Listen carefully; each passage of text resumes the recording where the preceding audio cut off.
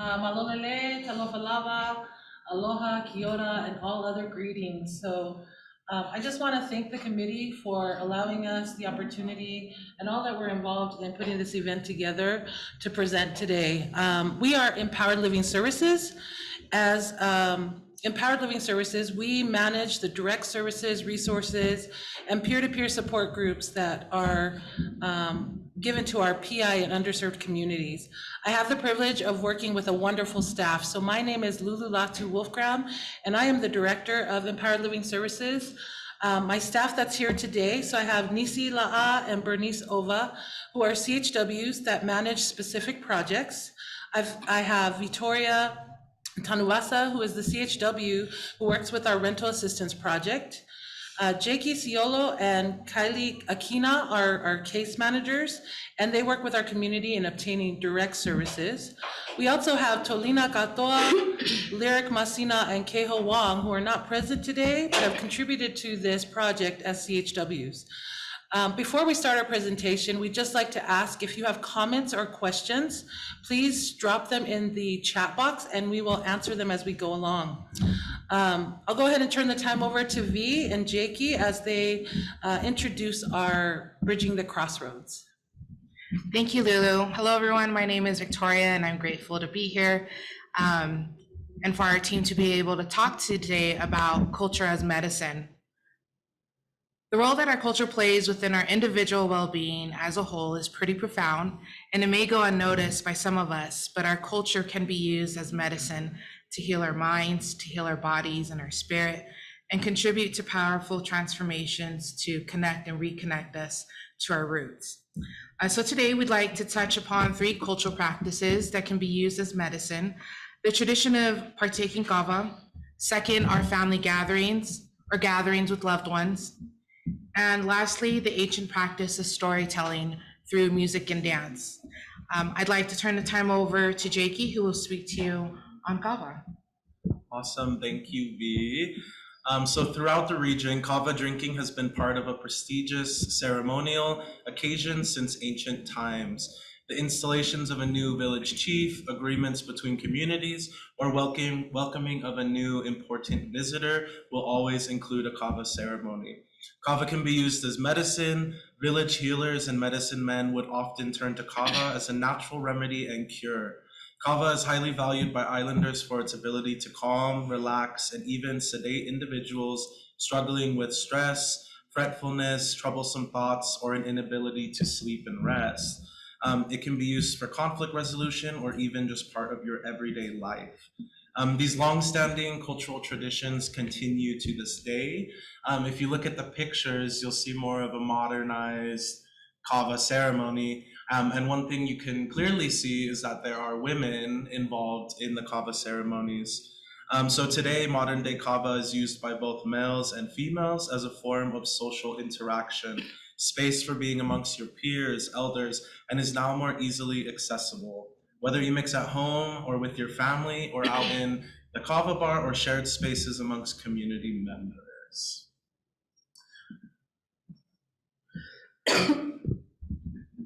Our second cultural practice is family gatherings. Gathering together with your loved ones to prepare and partake in a shared meal is a form of medicine for many cultures across the world, including the Pacific Islands going back for centuries. Food is no longer a matter of survival, and now gives us the sense of community that we seek. So those who eat as we do have a connection with us. They are as we are. The table or fala is a place of memory where we become aware of who we are and with whom we are. The table or fala is a place where the family gathers and is a symbol of solidarity. Our Polynesian culture is well recognized as one that focuses and thrives on having our community, having our family, good food, laughter, and a safe space at our core. So how often do we as PIs look forward to our next family reunion or maybe the next get together with your siblings or cousins? I know for myself, I get excited because being a part of that kind of space allows me to relax. It's a space to vent and have unfiltered conversations amongst my loved ones. Being able to have this for myself can be healing to my mind and spirit and translate to other parts of my health. International author Barbara Coloroso quoted, "There is something profoundly satisfying about sharing a meal. Eating together, breaking bread together is one of the oldest and most fundamentally unifying of human experiences."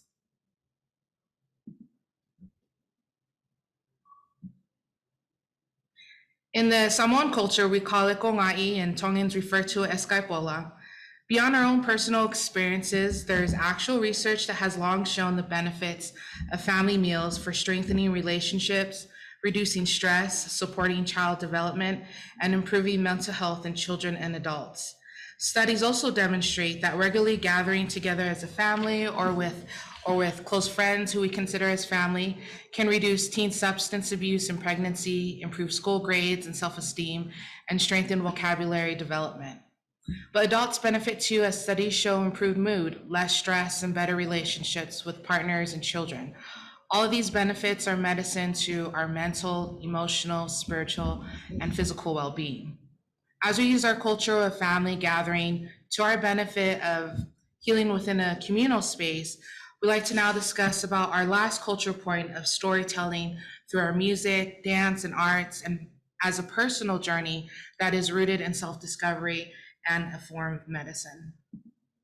Awesome, thank you, V. Yeah, I think if you've been to any poly event, you know there's not just food, there's not just kava, but there's music. So spanning thousands of years, songs, dances, and chants reunited in performances using symbolism. Intricate metaphors, hidden meanings, and imagery capturing the essence of the world. In the Pacific Ocean, the Polynesian cultures used verbal means to memorialize the events of their lives. Through chants, songs, and dances, they created a way to maintain their civilization and carry their memories through centuries. I think it is also important to remember that due to colonization, dances like the hula were once forbidden as well. So there's a very beautiful short video we're going to watch.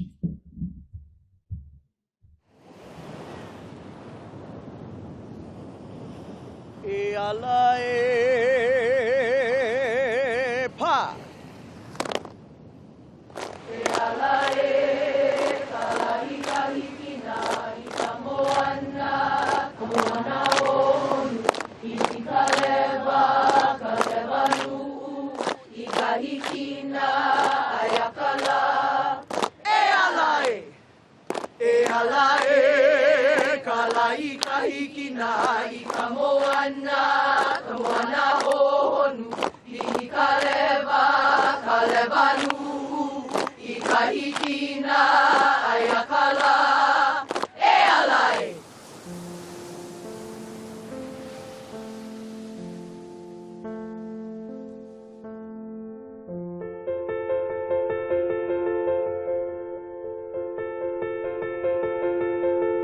In Hawaii, we have a term, kuleana, which means responsibility. To be a kumuhula, that's a huge kuleana.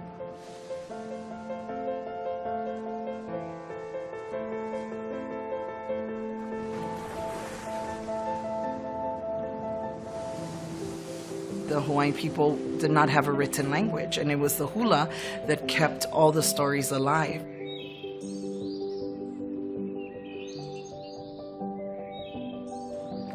And I take that responsibility of perpetuating the hula very, very serious.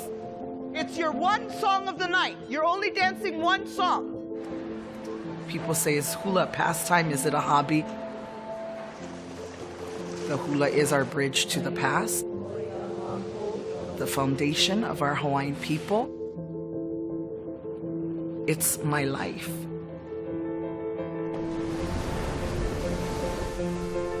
"60 women have to tell the same story. So we have to dance as one, think as one, our souls need to be as one."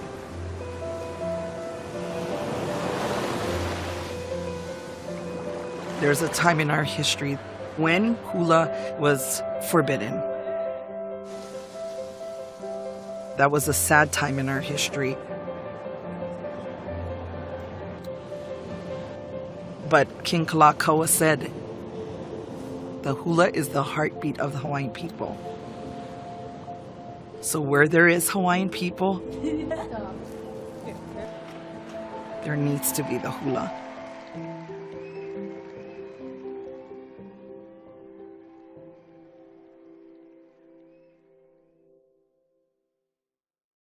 Yeah, so I think our ultimate goal of kind of showing this that our culture can be used as medicine. For me, as someone who kind of grew up outside of the culture, grew up with my white mom, who I adore, but there was so many parts of the culture that I didn't have growing up. And so now as an adult, I'm able to learn, cultural protocol or dances or so many things, and that's been very healing and acted like a medicine for me. V, do you have anything on that? No, that's it. Thank you. Awesome. Well, then we're just going to move on to self-care. Yes, thank you, V and Jakey, for presenting on culture as medicine. Of course, with our Pacific Islander culture, culture is medicine, because it's going to lead to our next topic, which is self-care. So, for those who are in Zoom land, please drop in the chat, what is your definition of self-care? And I believe everyone does have their own definition of what self-care is. So I just want to grasp, see how other people's self-care, as how do they define it? And waiting for eating. Yes, eating's a good way. Any more people in Zoom land? Are you still on lunch? Sharing. Yes, sleeping, nature, travel. Yes, thank you for sharing. Yes. So the form of self-care, just want to share this kind of quote in the middle of our screen, which is, self-care is not selfish, it's self-respect. So just think about that when you are, when we are presenting this 5 forms of self-care. It is self-respect, because we're respecting ourselves, because referring back to our Pacific Islander culture, of course. What is self-care? Self-care is basically, I don't care about myself. I can speak for myself that with self-care, I lack in that place, because I have a tendency of keep going until you're burnt out and all these things. So going on into our presentation, we will present the 5 forms of what self-care is, and hopefully by the end of us talking, you can find some ways to identify what areas you are lacking, and yeah. Yeah, thank you, Nisi. So mental health is a form of self-care that as a culture we completely overlook. It's the well-being of our brains and managing our thoughts. It's a very new concept for us, because we're still learning to be okay with the mental part of our beings. There isn't actually a word for mental in our culture. Instead, it's referred to as like a curse, or something of like your ancestors deeming you badly or something like that. So like in Tongan, they call it puke whakate volo. In Samoan, it's mai iku.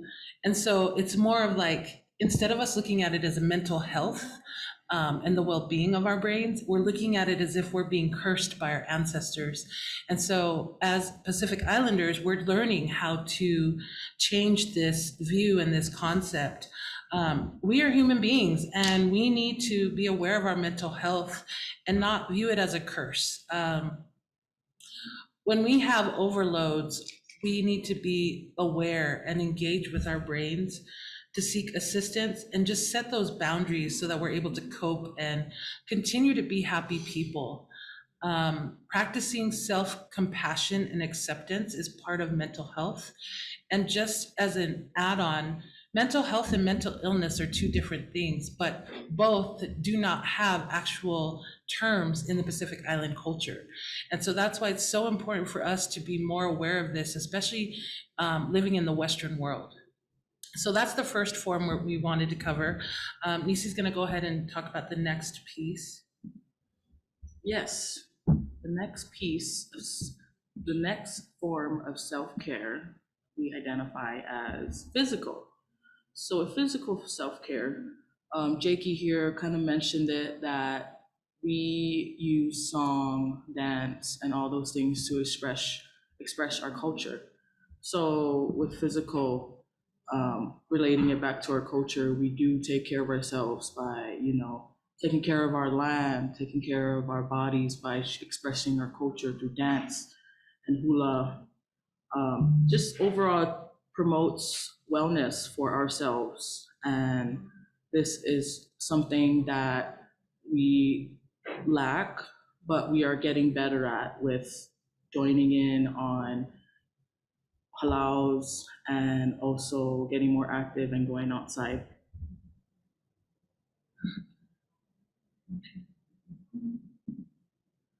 So the next focus we want to talk about is emotional self-care, which again is another area that our culture is still learning and understanding. It's interesting because we're people of great humility and great pride because of our mana, but in being warriors, we forget that we need to express our emotions and our feelings. Emotional self-care is being able to feel and identify our emotions. And culturally, we do not share these emotions. We have this thought of staying strong. Instead, as Pacific Islanders, we learn how to cope by holding it in and not allowing ourselves to really share that emotion because of respect and integrity, and also because of the hierarchy that's in our culture, right? We don't want to be disrespectful in sharing our emotions. So, for example, if you disagree with something and it's something that's being shared by an elder, instead of expressing that in a respectful manner, we hold it in because we don't want to cause any issues, and then that causes us trauma. And so we need to learn how to be able to communicate these things in a respectful manner so that we aren't ready to explode. I think about it as warriors, we hold these things in, and then when we get to a breaking point, we explode like a volcano. And that's something we need to learn how to better understand and acknowledge, that we do have feelings and we're human beings.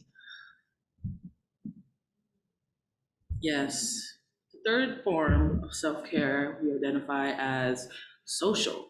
And of course, as Pacific Islanders, we are all social. We thrive on social interaction with our peers, our family, friends, our pets.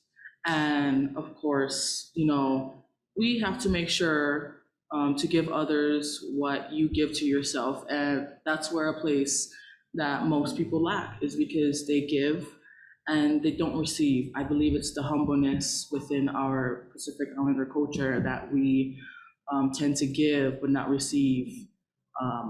And also finding a balance to the give and take, like I mentioned before, just balancing 50-50 with giving and taking, because with that, if you give too much, you would basically, burn out yourself and start, having more insecurities about, why am I doing this? No one cares about me. No one's not giving me anything back.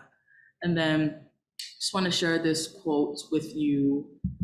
Never give from the depths of your well, but your overflow. So of course, we never want to give more than we can, receive. It's just basically with ourselves, we try to manage this area, but tend to overflow, and our depths of the well is not basically at a point where it's dry and everything. So the last form of self-care that we want to talk about is spiritual. Has anyone in here ever thought of spiritual self-care as being a form of self-care? You guys can answer in the chat. Just wondering if anybody's ever thought of spiritual. So there's a yes in there, great. So whether it's participating in religious services, prayer, meditation, spiritual self-care is really an important part of ourselves, being ourselves. And it's actually a very vital piece to our culture. But there's also some misunderstandings of like how we cope with our spiritual self-care. So when we think about it, if I'm looking at historically, referring to Christianity, it affected our Pacific Island cultures by creating a loss of some of the practices that we did historically, which today is great because our culture is bringing it back. But it was almost like we looked at it as we were being bad or evil, right? And so today there's also this view of the spiritual self-care when it comes to how we conduct ourselves in certain traditional functions. For example, we have certain roles in our culture, in our family, in our villages, and roles and responsibilities for like funerals, weddings, and other events. And sometimes those can become overwhelming, which is where your spiritual self-care needs to come in, right? We need to recognize the spiritual needs that we have and finding that balance so that we're able to regain that sense of spirituality and be whole. As we talk about all these different areas of self-care, as Pacific Islanders, we tend not to acknowledge these, not because we don't want to, but because there's a lack of knowledge in the sense that it's not being selfish.